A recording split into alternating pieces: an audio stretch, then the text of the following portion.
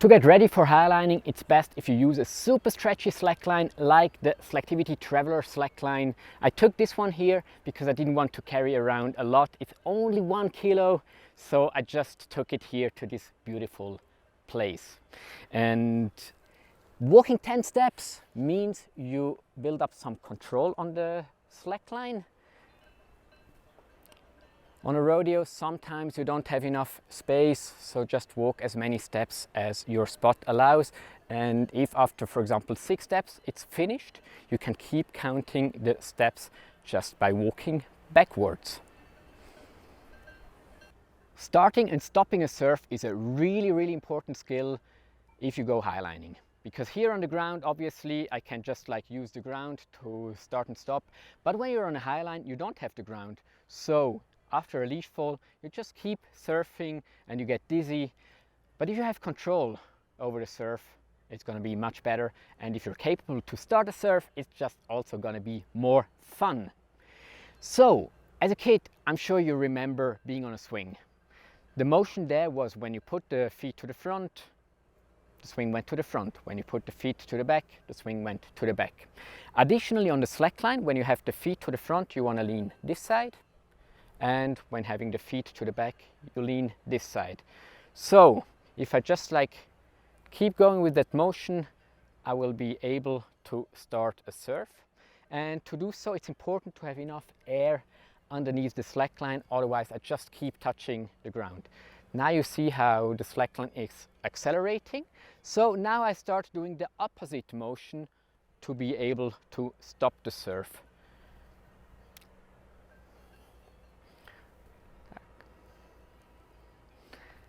If the slackline has a lot of sag, it's going to be a bit harder. If it has only 1.5–2 meters sag, it's going to act much more direct on your motions. Walking with closed eyes means taking one sensor off from your body. So when you don't have the visual system anymore, you're much more dependent on the proprioception and on the feeling under your feet. So you're gonna train the other senses much more. So now I have my eyes closed, and on the first tries I would just recommend closing them for 2–3 seconds, opening the eyes again until you feel a bit more comfortable, and then you can start walking.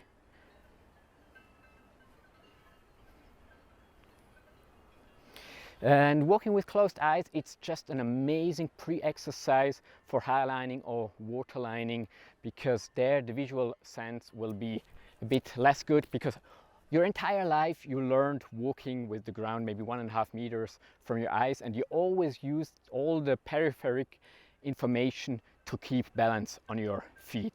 So if suddenly this information is off, it's going to be more difficult, but it's going to be a more intense training for you. Most people start slacklining facing the tree, but standing in exposure is actually not more difficult. It's just a new kind of motion that you need to get used to, and it's easier if the line has some sag and is not super tight. So the basic position is going to be you bend your knees, you lean a little bit to the front in your hip, and you try balancing in this axis. This is nonsense. So take the elbows in, put the thumbs up, lean a bit to the front, and balance here. Make sure to have a nice landing in the background, because if you start over bending your back, it's totally possible that you will fall backwards. Once you have a solid sit mount, it's time to try the same thing upwards. And to do that upwards, instead of just using the momentum, you want to pull in front of you. So put the knees a bit to the side, try to pass a hand in between, and the first exercise would just be to shortly touch the line here, later touch the line a bit longer, so that you find some balance with only one arm here to keep your balance. And then you pull here until you're on the feet. You take this arm off. For the mantle mount, you want to make sure that the line is high enough that you don't touch the ground. And now you put that foot tilted to the side. You still have your arms long. You straighten the second leg up, and you press down with your foot here so that the hip comes up, that the hip is really glued to the line. And now you make a circular motion with the second leg around the line. The more precise you are, the less you get scratched here, so the nicer it is. Super important for highline preparation, because this is the limiting factor in strength for the amount of tries you can do for standing up on a highline. So train that really well until you're super precise with it. For surfing in a standing position, you already want to be capable to surf in a sitting position.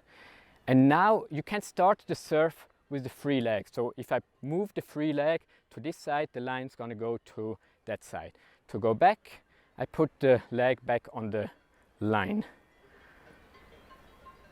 So you see, just with the motion of that leg, it starts surfing. And now when the surf gets a bit bigger, I can use my hip to guide the line.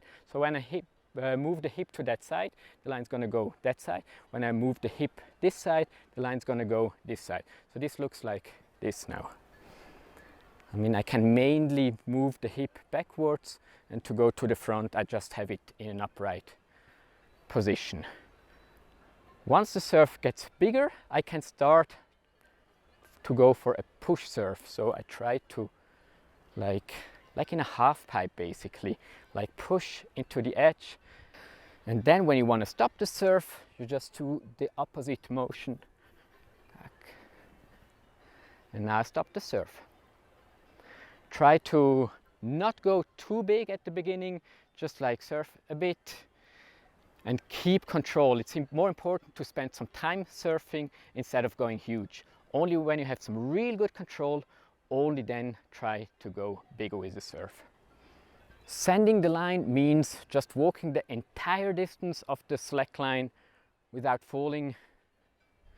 Try to also walk as close to the anchor as possible, also when it goes really uphill, to learn getting some good grip under the feet. Yeah, try sanding the line in both directions. That's always a bit nicer, and if you manage, try to turn around at the end.